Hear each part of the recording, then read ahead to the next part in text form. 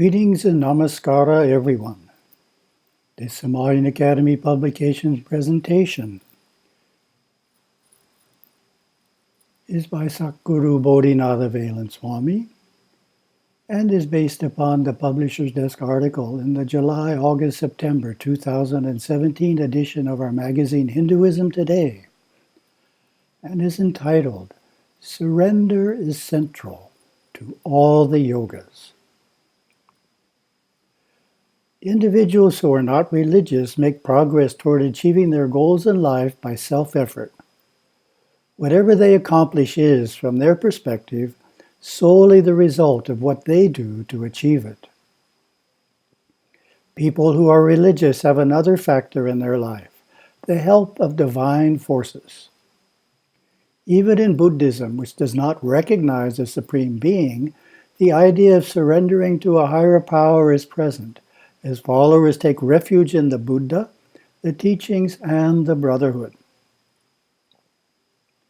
Religious individuals invite blessings into their lives by practicing self-surrender, humble submission, or taking refuge in the divine.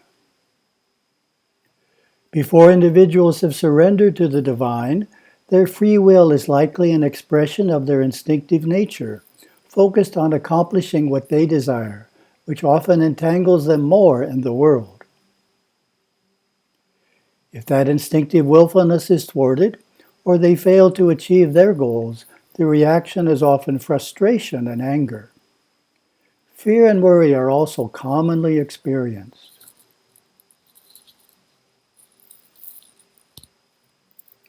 Devotees who have surrendered to Ishvara, God as a person, no longer become angry or live in fear or worry. As my Gurudeva wrote, when difficult times come, they know it is because they are being unwound from accumulated and congested. Difficult karmas are being turned in a new direction altogether. They know that at such a time, they have to consciously surrender their free, instinctive willfulness and not fight the divine happenings, but allow the God's divine will to guide their life. When looking at self-surrender within Hinduism, it is natural to think first of bhakti yoga. In fact, an alternate term for bhakti yoga is sharanagati yoga, the yoga of self-surrender. This is the practice of devotional disciplines, worship, prayer, chanting, and singing with the aim of awakening love in the heart and opening oneself to God's grace. Such practices are done at the temple, in nature, and in the home shrine. Bhakti Yoga seeks communion and ever closer rapport with the divine, nurturing qualities such as love, selflessness, and purity that make such a profound relationship possible. In Hinduism, the soul comes closer and closer to God through these practices. In Vaishnavism, the devotee is seen as progressing through 5 levels of relationship with God: neutrality, servitude, friendship, parental affections, and belovedness. In Saivism, there is a similar paradigm for the relationships between Jiva and Shiva.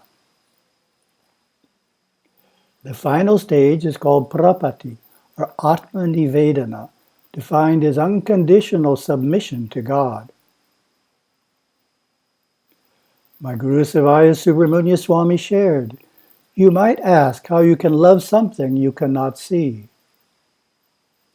Yet the gods can be seen and are seen by mature souls through an inner perception they have awakened. This psychic awakening is the first initiation into religion. Every Hindu devotee can sense the gods, even if he cannot yet inwardly see them. This is possible through the subtle feeling nature. He can feel the presence of the gods within the temple, and he can indirectly see their influence in his life." While most commentators agree that surrender is central to bhakti yoga, few acknowledge that its importance in karma yoga and raja yoga as well.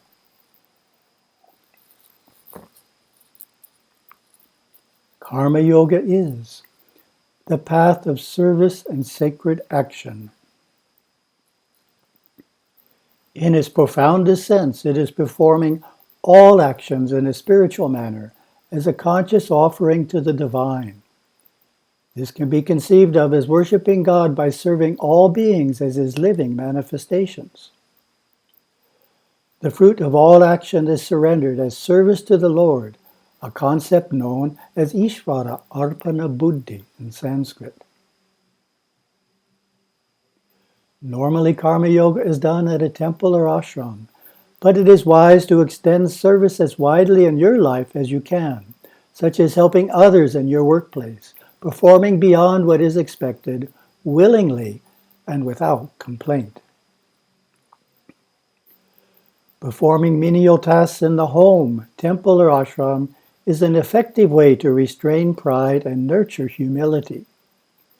Practically speaking, this can include washing dishes, laundering clothes, caring for the kitchen and bathrooms, working in the gardens, washing the windows, and sweeping the paths.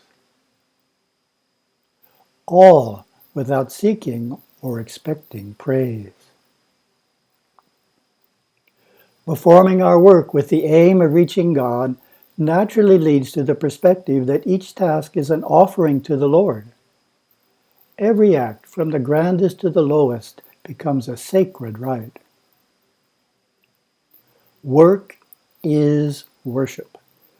The whole of life is sanctified, and the conflict between secular and spiritual ceases to exist.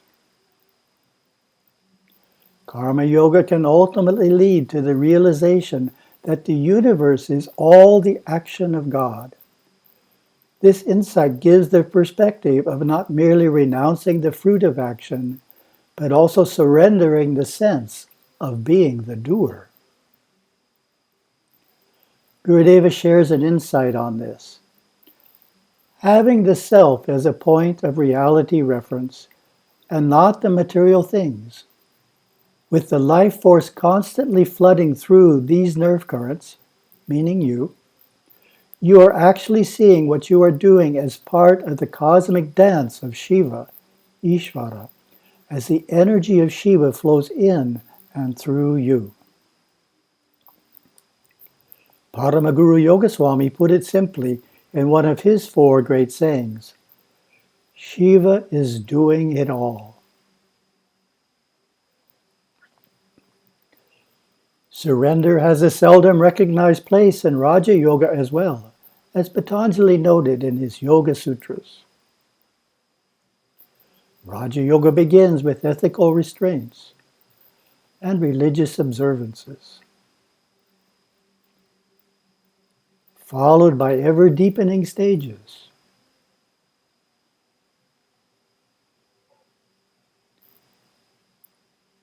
of concentration,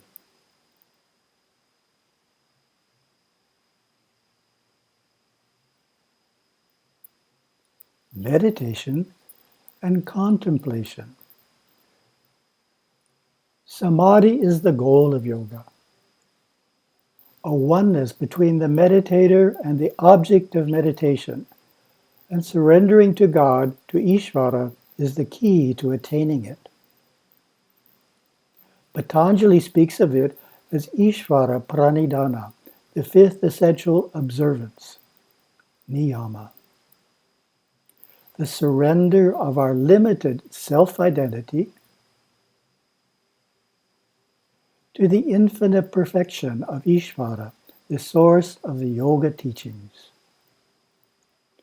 This surrender is the acceptance of God's perfection and our desire to be influenced by that as we progress on the yoga path.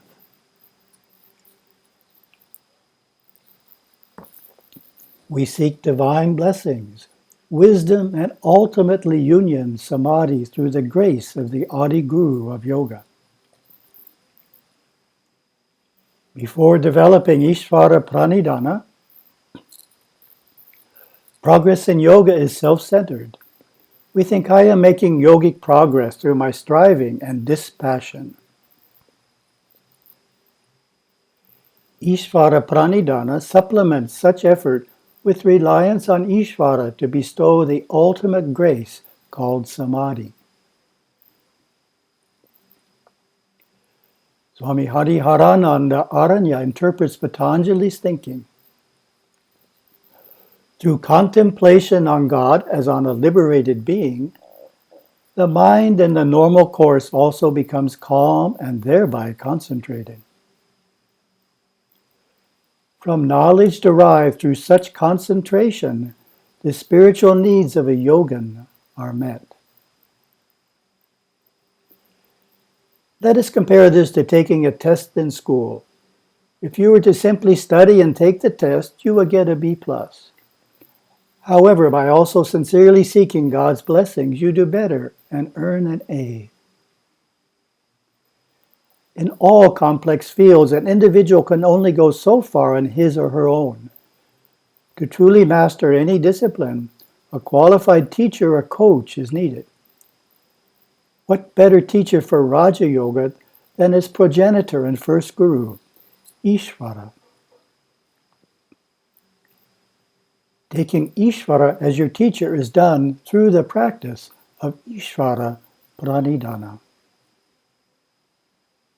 My guru gives an insightful description of how the advanced meditator practices self-surrender or giving up while experiencing God's absolute state, Shi, and God's all-pervading consciousness, Va. While in a dual state of assuming some personal identity, he states, Shiva's will be done, as his new and most refined sadhana of giving up, the last of personal worldliness, to the perfect timing of the infinite conglomerate of force and non-force within him. This he says as a mantra unto himself, when he sees and hears in the external world. But when eyes and ears are closed, through the transmuted power of his will, he emerges into the samadhi of Va and Shi and Va, experiencing reality as himself and himself as reality. As we have shown, surrender is present in three major yogas, bhakti, karma, and raja. It is perhaps an irony that to attain our immortal self, we must relinquish our personal self. Om Shanti, Shanti, Shanti.